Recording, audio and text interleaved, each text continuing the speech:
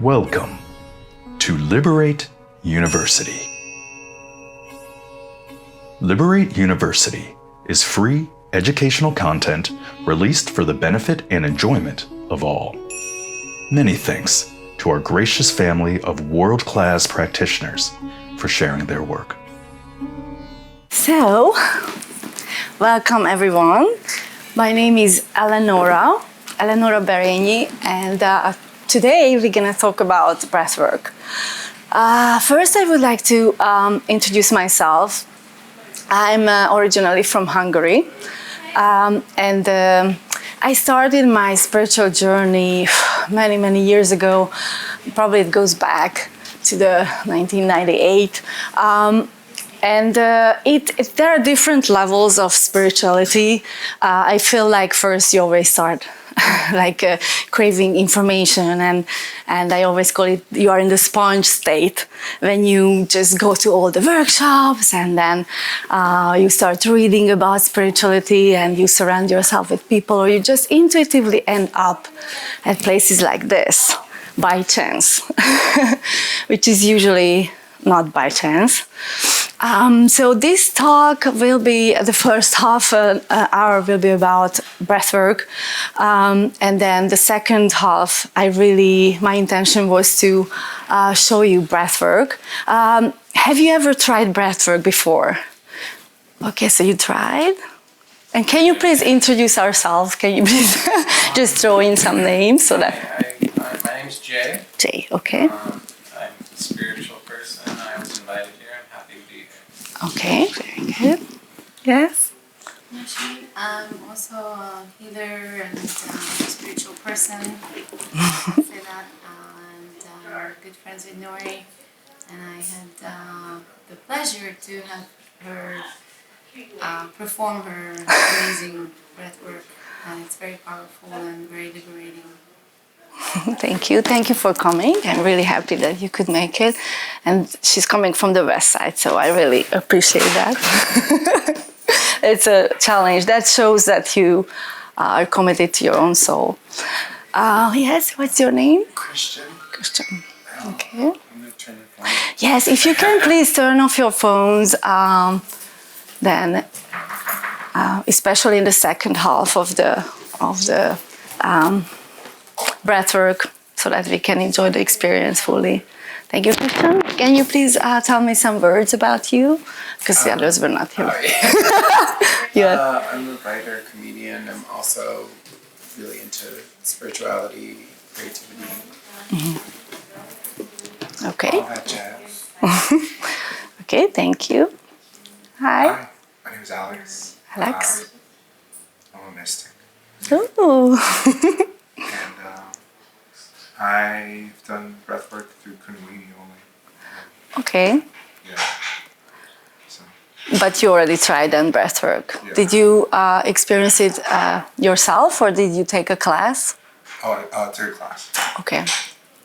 Had any good experience, bad experience? Great experience. Great. Okay. Happy to hear that. Thank you so much, Christian. And what's your name? Good evening. Good evening. I'm Dekron. Dekron. I use breathing to reconnect with my mind and my body. Okay. And I like to discover more. Okay. Thank you so much for coming. So, yes, as I mentioned, my name is Eleonora, and I started my spiritual journey a long time ago, and first I became a Reiki healer in New York, and throughout becoming a Reiki practitioner, I feel like my journey just got into a whole different level.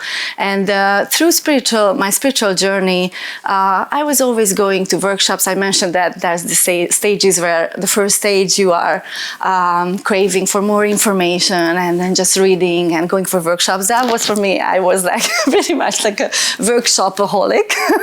That's how my friends were calling me.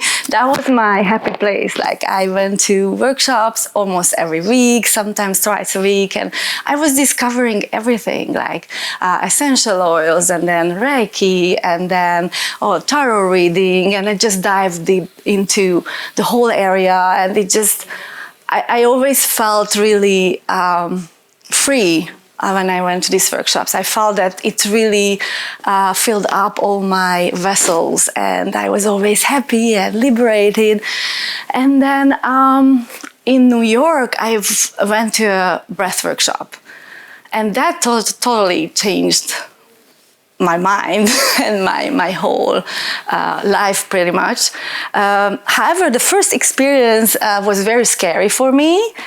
We will talk about it, but there's like physical sensations when you breathe, and I just freaked out. My ego freaked out, and but I felt that something shifted in me on such a high level that I wanted to learn more. And then I kept going back to workshops. I was very dedicated, and at the end, I took a breathwork teacher's training facilitator course years ago, and it really I experienced something which I've never experienced before. And basically, that something was that my ego completely was able to turn off. So before I meditated, and as a Reiki practitioner, I was really connected, so that connection with the source was not a problem at all. And when I started my journey, I became an angel practitioner. I started reading oracle cards, and as a Reiki healer, I worked with crystals. And but I'm like a very free spirit. I like movement. I like energy. And for me, sometimes it was a challenge just sit in one space and just sit and breathe and meditate. So breath work was really interesting because all I need to do is breathe for 35 or a longer period of time. It was 35 minutes. That's how I teach as well. And what I experienced is that like my ego, the ego works. I like visuals. I'm a very visual person. The ego works like a monkey. The monkey always want to do something and focus on something. And you have to give a banana to the monkey, right? To just be in peace. And somehow that's my favorite visual for breathwork, that the banana for your mind is focus on your breath. So when we start breathing, that's how we start. It's a 3-step breath, and basically you always breathe through your mouth. So the breathing technique is like you bring in the breath into your belly through your mouth, then you send the breath to your chest, and then breathe out of your mouth. I will show one rhythm. So always through the mouth.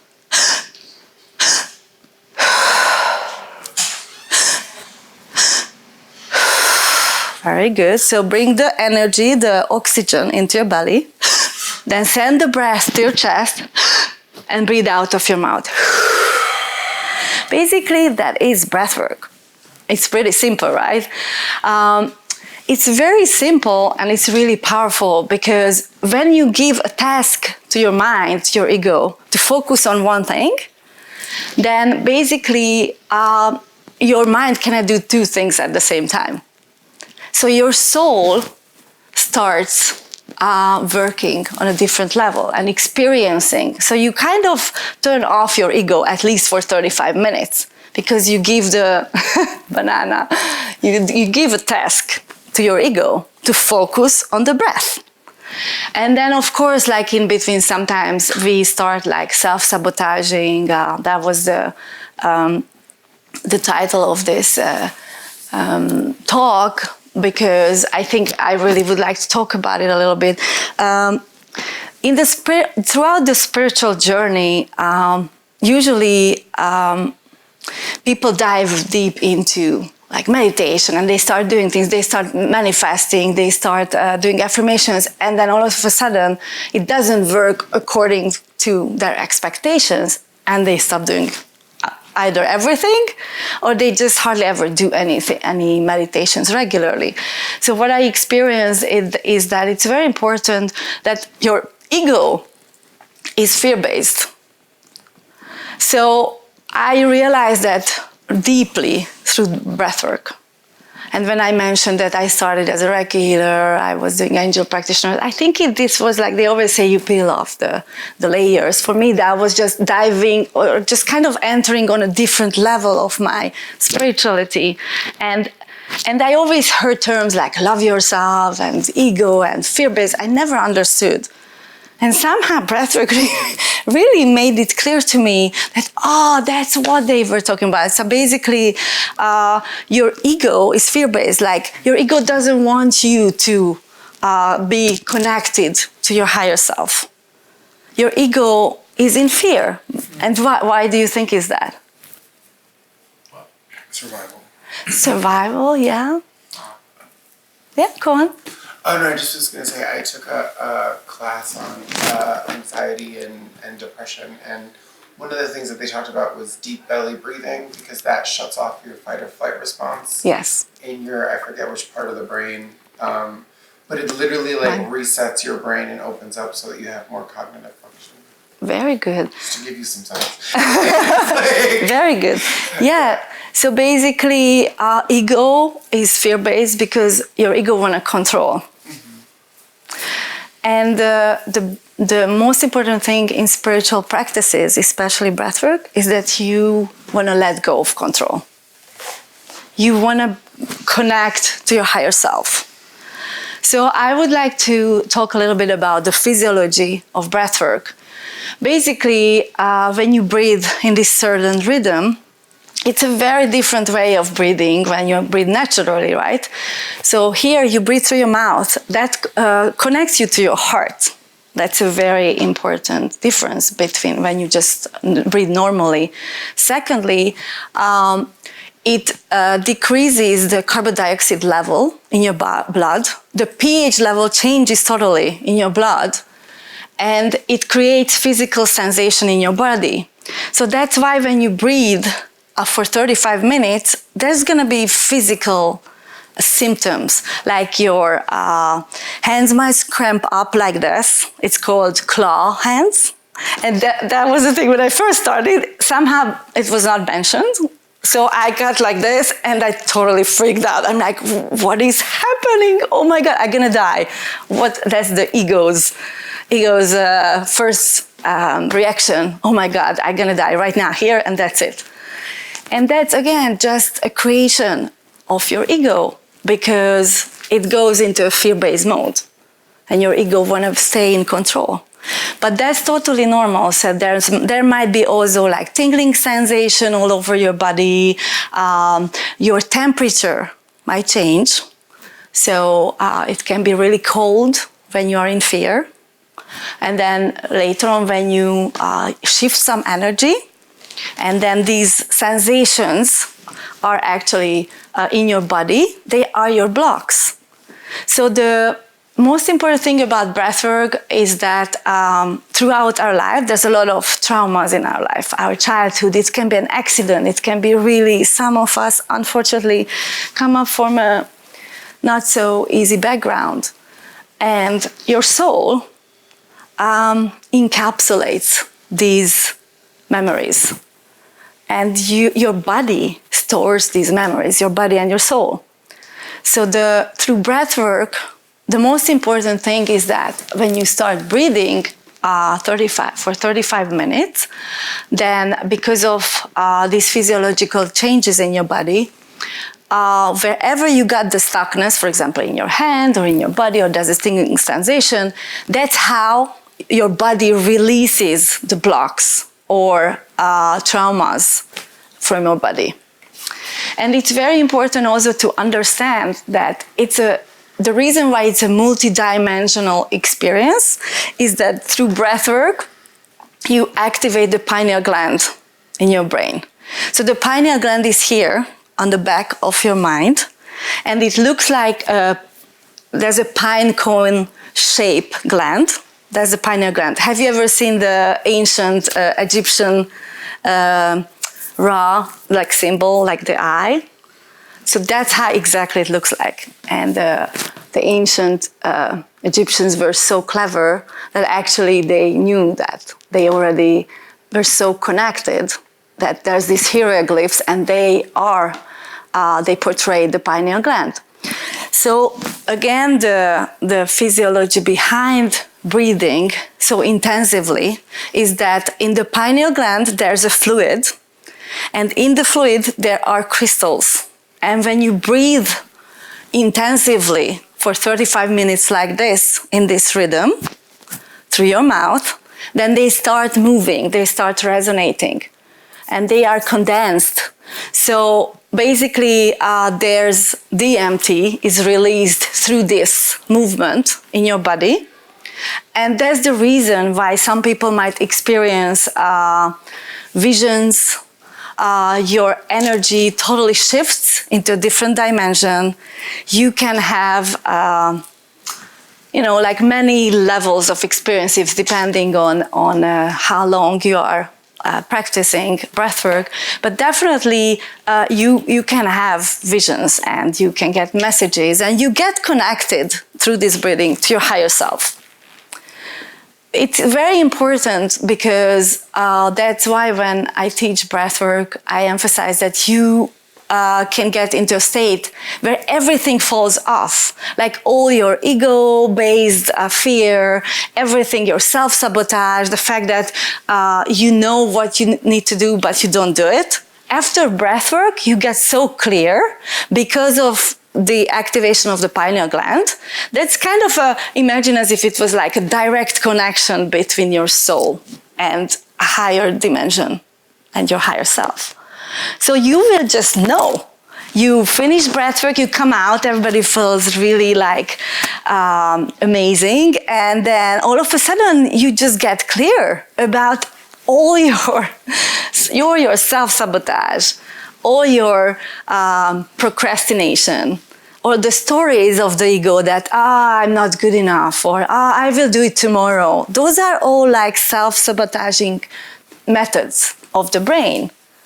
And that comes back, we mentioned disbeliefs.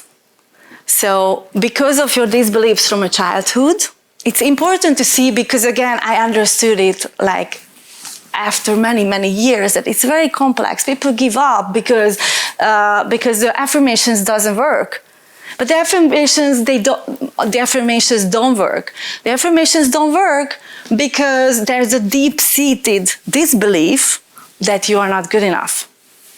And then you can tell to yourself 100 million times that I am divine light, I am successful, I am the best version of myself. If deep down there's an operation system running like on a Mac, that you are not good enough. Yeah, it's like a program that exactly. Whatever got created, we haven't presently resolved it. So. Exactly. And so we need to see that, we need to address that first. And there are many, many techniques. One of them for me, the strongest one, was breathwork, because all you need to do is breathing. There are a lot of other meditation techniques. There's theta healing.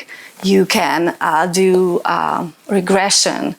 Altered states. Yeah, in altered states, you can start working with your negative disbeliefs and your traumas on a deep level.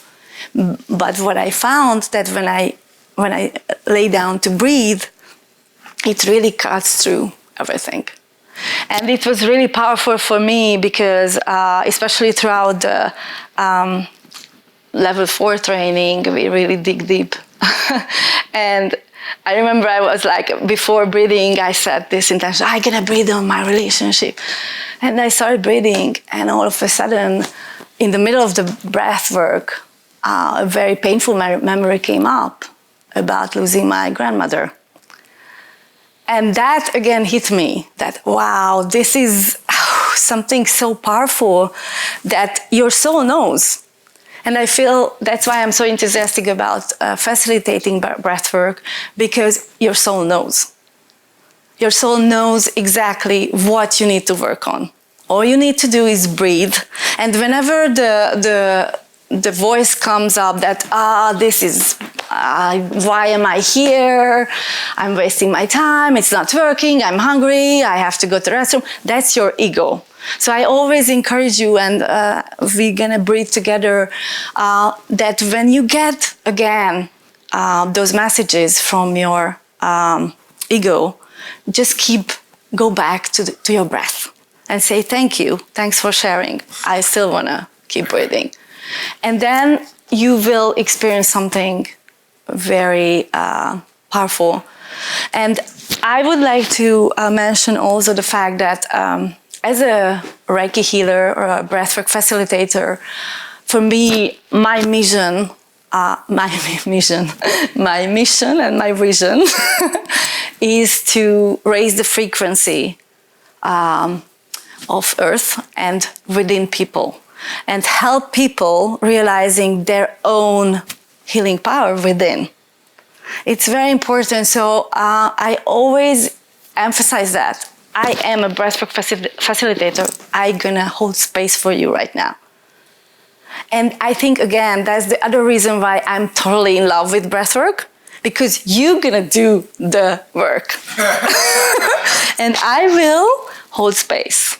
It's exactly as a huge task to hold space for your healing process. But I think breathwork really works because your soul needs to work for being healed. And you are your own healer. And for me, that's such an amazing thing to experience when people really realize, and I'm a forefighter, of showing people their own power and empower them, and show that you are a healer of yourself. And you should never give away your power to anybody, not even to one single healer who might say that they are, gurus or tarot readers or anyone. It's my understanding at this point. There's no such thing as a healer, because everybody heals themselves. Exactly. When you witness a miracle, the healer didn't do it. Yes.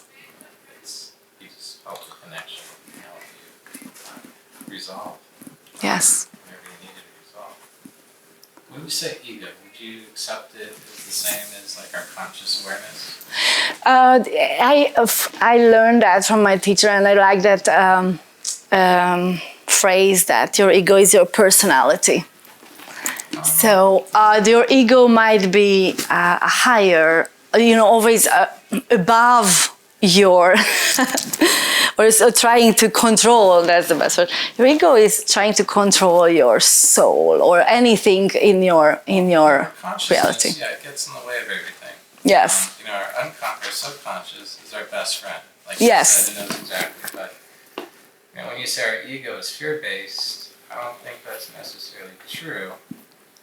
I just feel it's because of our programming from a very early age, and it's been kind of hijacked. But its essence, it's not. It's just that our conscious awareness gets in the way. Yes. Because all that is real is love, and that's really what we are. Unfortunately, when we get down to the physical plane, we enter this duality, and where fear and love exist. But out there, all that's real is love. Exactly. And you're right. I like to say that ego has got a bad rap, and ego is necessary sometimes. On the big picture, all these words and labels really don't mean anything. Yeah, exactly. That's duality. So I think the most important thing about spirituality is that you try to get rid of duality and polarity, and just think of there's one consciousness, we are one energy, and think of yourself. I like that metaphor that you are just a drop of the ocean, but we are the ocean. So we are each little drops.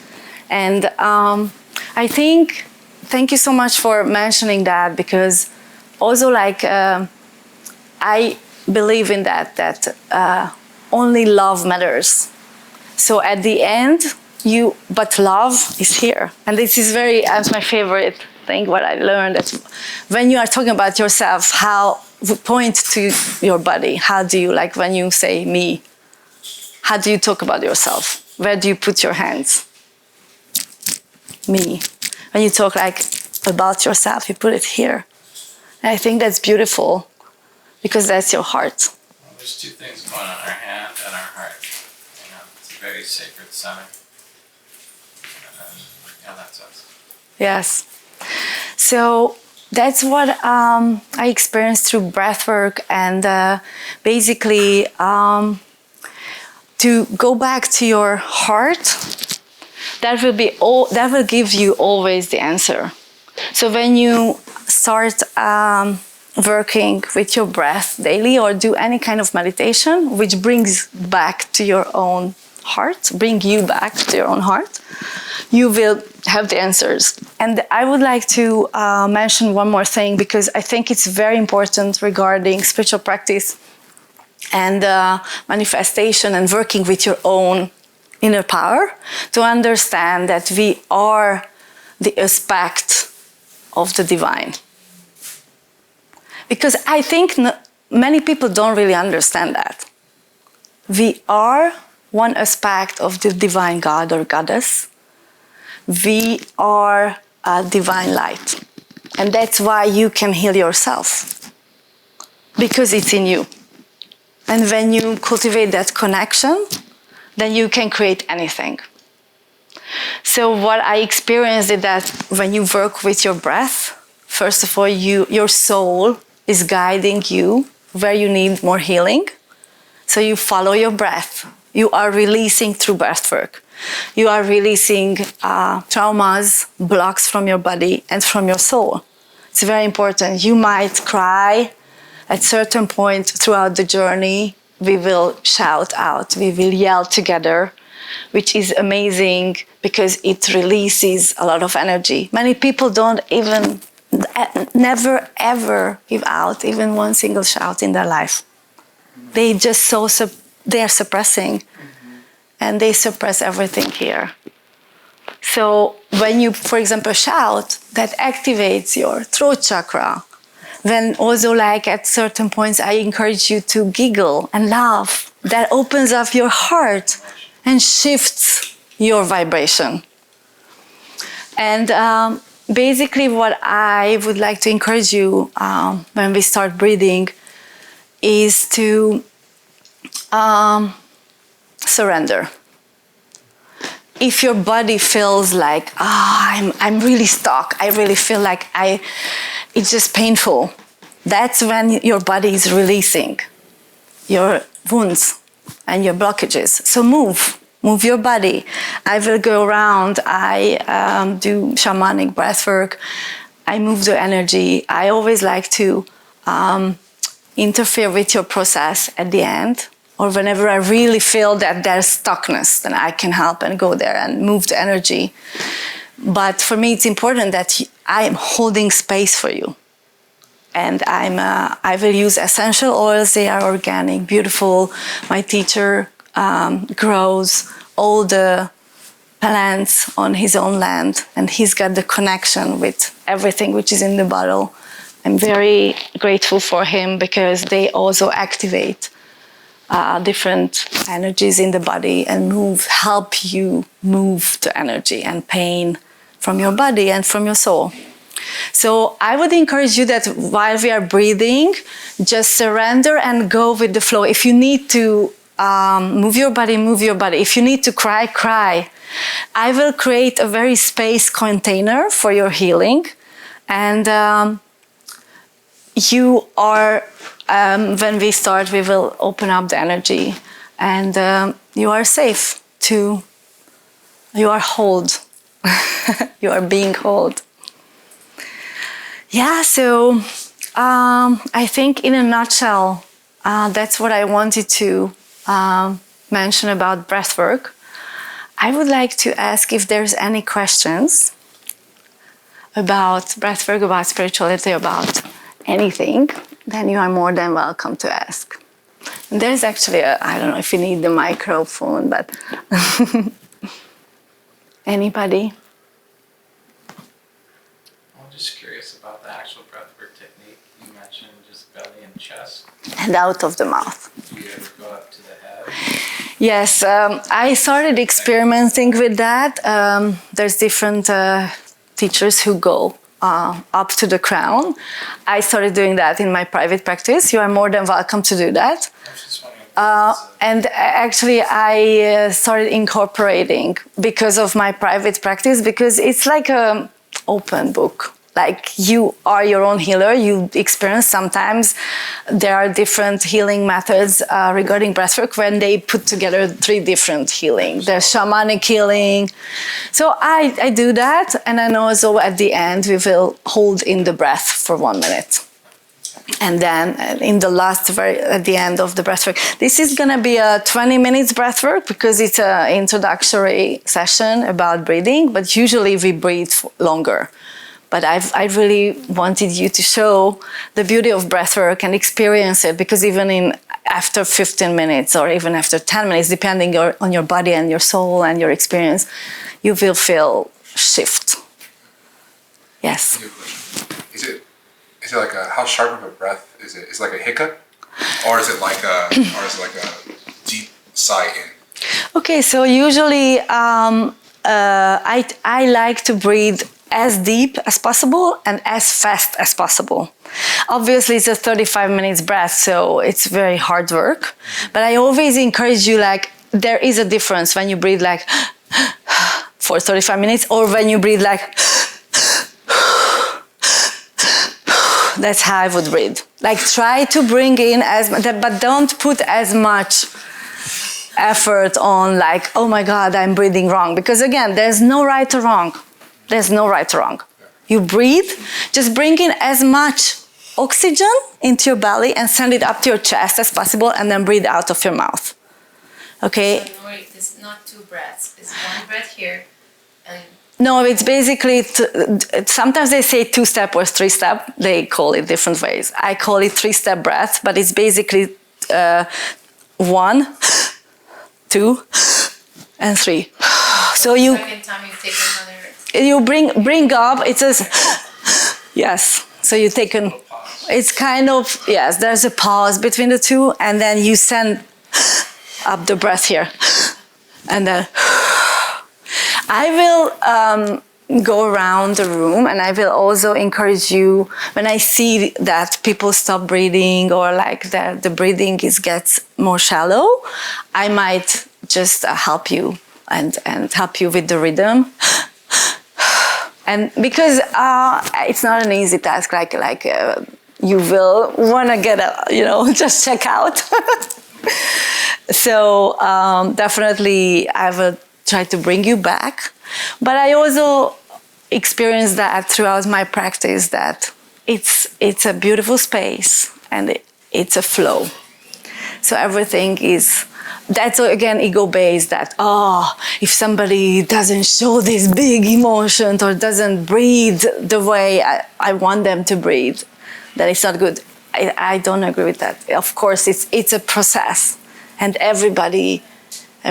I respect everybody's process where they are, and I meet them there with my practice, and I'm holding space wherever you are. At certain points, I might say that bring in 25% more air. It means that it will enhance your experience. And that's the last thing I would like to mention, that it is a very intuitive process for me. So that's why it's always different. I might use essential oils for you, maybe on your throat chakra, for another person on the heart, or maybe on all of the chakras. It's very intuitive. Wherever I feel that your energy is stuck, I help with the process.